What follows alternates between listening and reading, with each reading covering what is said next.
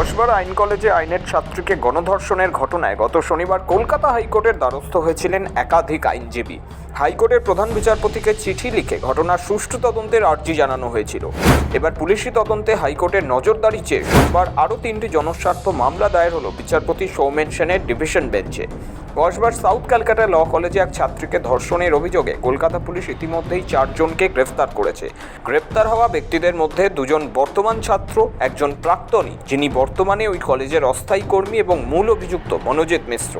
এছাড়া কলেজের নিরাপত্তা রক্ষীকেও গ্রেফতার করা হয়েছে।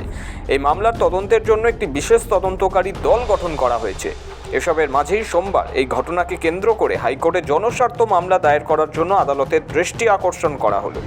এর আগে আইনজীবীদের পক্ষ থেকে প্রাক্তন বিচারপতির তত্ত্বাবধানে সিবিআই তদন্তের দাবি জানানো হয়। পাশাপাশি এই ঘটনায় যুক্ত পুলিশ আধিকারিকদের ভূমিকা খতিয়ে দেখতে তাদের রিপোর্ট তলব করার জন্য আবেদন জানানো হয়েছে। মামলায় সুষ্ঠু তদন্তের মাধ্যমে নির্যাতিতার সুবিচার নিশ্চিত করতে আদালতের হস্তক্ষেপ চেয়েছেন মামলাকারীরা। চিঠিতে উল্লেখ করা হয়েছে, এই ঘটনায় পুলিশের তদন্ত প্রক্রিয়া নিয়ে ইতিমধ্যেই প্রশ্ন উঠেছে। অভিযুক্তদের সঙ্গে স্থানীয় প্রভাবশালী মহলের যোগসূত্র রয়েছে বলেই মনে করা হচ্ছে। আইনজীবীদের দাবি, আদালতের নজরদারিতে তদন্ত, অবসরপ্রাপ্ত বিচারপতির নজরদারিতে তদন্ত, কলেজে নিরাপত্তা সুনিশ্চিত করতে হবে। জানা গিয়েছে, বিচারপতি মামলা দায়েরের অনুমতি দিয়েছেন। কসবাকাণ্ডে দায়ের হওয়ার সবকটি মামলার শুনানি আগামী বৃহস্পতিবার হওয়ার সম্ভাবনা রয়েছে। শৌভিক চ্যানেলের রিপোর্ট, সময়, কলকাতা।